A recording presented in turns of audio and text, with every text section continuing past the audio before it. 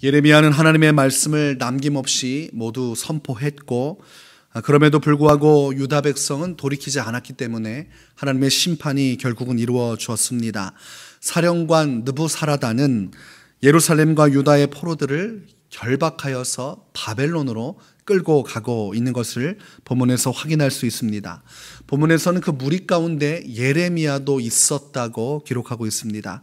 분명 바벨론 왕 느부갓네살이 예레미야를 선대하라고 명령했던 것을 우리가 지난 말씀에서 보았는데, 어떤 부분에도 선대하는 장면이 나와 있지 않습니다. 그러니까 이것은 착오가 있었다는 것을 확인할 수가 있는 것이죠. 예레미야도 부지 중에 붙들려서 바벨론으로 끌려가다가 사령관 느부사라단이 예레미야가 포로 중에 있는 것을 발견하게 되고, 이에 그를 온전히 놓아주고자 예레미야를 만나고 있다는 것을 우리가 확인할 수가 있습니다. 이 예레미야를 만난 느부사라단은 먼저 그가 가지고 있는 통찰력을 가지고 신앙적 고백을 하고 있습니다. 3절에 보니까 느부사라단이 예레미야에게 말을 합니다. 여호와께서 그가 말씀하신 대로 행하셨으니 이는 너희가 여호와께 범죄하고 그의 목소리에 순종하지 아니하였으므로 이제 이루어졌도다. 이 일이 너희에게 임한 것이니라. 이렇게 이야기를 하고 있습니다. 이 고백은 시드기야 왕이 했어야 하는 것인데, 적국의 이방인 나라의 사령관이 이런 신앙 고백을 하고 있다는 것은 굉장히 놀라운 것입니다. 역사 속에서 항상 강대국들은 약한 나라를 짓밟았고, 그리고 그렇게 전쟁에서 승리하게 되면 그 전쟁의 기쁨에 취하고 절대적 권력 속에서 교만한 마음을 갖기 일쑤였습니다. 그런데 사령관의 말을 듣다 보니까 이들은 자신의 나라가 강했기 때문에 유다 땅을 점령할 수 있었노라고 말하지 않습니다. 그들은 이 전쟁에서 승리하게 된 것이 하나님의 뜻이었고, 또한 하나님의 말씀을 순종하지 않은 범죄로 인해서 유다 땅이 멸망하게 되었노라고 이야기를 하고 있습니다. 그러니까 그들의 역사적 관점이 하나님 중심으로 세워져 있음을 보게 됩니다. 하나님께서 심판하신다. 하나님께서 역사를 주관하신다. 하나님께서 세상 모든 만물을 주관하신다는 신앙의 고백이 이 바벨론 나라 속에 있는 느부사라단에게 있다는 것을 우리가 확인할 수 있습니다. 그러니까 오히려 부끄러운 일이 벌어진 것입니다. 유다인들이 이 신앙 고백을 했어야 하는데, 유다인들이 예레미야가 전한 하나님의 심판의 말씀을 듣고 그분의 주권과 권세를 인정하고 회개하고 돌이켰어야 하는데, 끝내 그들은 자신들의 교만함에 빠져서 멸망을 하게 되고, 오히려 이방 나라의 높은 고관은 하나님을 인정하고 있는 것을 보게 되는 것입니다. 시드기야 왕도 깨닫지 못했던 것을 일국의 군사령관이 고백하고 있다는 것은 놀랍고 대단한 것이죠.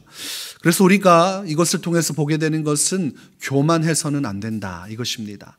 자신들이 선민이라는 의식에 사로잡혀서 교만했던 유다인들에게 하나님은 철퇴를 내리셨습니다.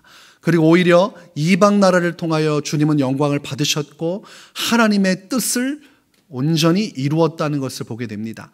그러니까 하나님께 쓰임받은 것은 이방 나라요, 하나님께 심판받은 주체가 유다 땅이 되어버리는 아이러니한 일이 벌어지게 된 것입니다. 그러니 교만해서는 안 되는 것입니다. 세례 요한이 교만 방자한 유대인들에게 소리치면서 했던 말이, 너희들이 아브라함의 자손이라는 선민의식을 가져서는 안 된다. 하나님은 오늘날 이 돌들로도 아브라함의 자손을 만드실 수 있다고 선포한 것입니다. 그것이 유대인들이 가지고 있던 고질적인 문제였습니다. 우리는 선민이다. 우리는 이방 나라와 다르다. 우리는 특권계층이다. 그렇기 때문에 하나님의 말씀을 순종하겠다가 아니고, 그렇기 때문에 우리는 어떻게 살아도 상관이 없다는 식으로 행동을 하다가 멸망을 하게 된 것입니다. 하나님의 말씀을 존귀히 여기지 않고 겸손히 주의 말씀 앞에 서 있지 않다가 결국은 몰락을 하게 되는 것이죠. 하나님께서는 이 말씀을 통해서 오늘 우리에게 분명한 메시지를 줍니다. 우리가 하나님 앞에서 예수를 믿는 그리스도인이라고 교만해서는 안 된다는 것입니다. 예수님을 믿고 신앙생활하는 사람 중에 우리가 선택받았다는 그 말에 도취가 되어서 세상 사람들을 무시하고 그렇게 신앙생활하는 사람들이 있습니다. 그러나 도리어 교만한 나는 버림받고 하나님께서 세상 사람들을 온전히 회개케 하사 그들을 통하여 하나님의 역사를 언제라도 이루실 수 있다는 것을 깨달아야 합니다. 원줄기인 이스라엘 백성들을 버리시고 우리를 접붙여서 이방 나라는 우리를 예수 믿게 하셔서 오늘날 하나님의 역사를 이루어 나가는 것처럼 오늘날 우리도 그 하나님의 역사하심 속에서 불순종하고 교만하면 언제라도 버림받을 수 있는 존재라는 것을 우리가 반드시 기억을 해야 하는 것입니다. 그러니 겸손해질 수 있는 것이죠. 오늘 예레미야를 향하여서 이 군사령관은 선대하기를 원하고 있습니다. 너가 원하면 바벨론으로 함께 갈 것이요, 만약 너가 함께 가기를 원치 않으면 너의 나라로 돌아가서 내가 원하는 곳에서 살아라. 그리고 그를 자유롭게 해줍니다. 이것을 보게 되면 바벨론과 유다인 중에서 누가 악인이고 누가 선인인지 분간조차 하기 어렵다는 것을 보게 됩니다. 하나님은 누구라도 사용하실 수 있다. 그리고 하나님 앞에서는 처음 된 자가 나중될 수 있고 나중된 자가 처음 될 수 있다는 것을 알아야 됩니다. 오히려 지금 내가 예수 잘 믿고 있다고 해서 교만할 것도 없습니다. 세상 사람들이 하나님 앞에 회개하여 나보다 더 뜨거운 신앙인이 될 수 있습니다.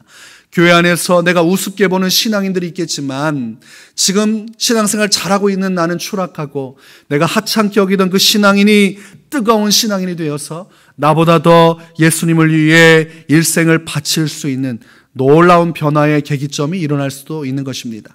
그러니 내 신앙 붙잡고 교만해서는 안 됩니다. 성경은 경고하기를 선주라느냐 넘어질까 염려하라 말씀하셨습니다.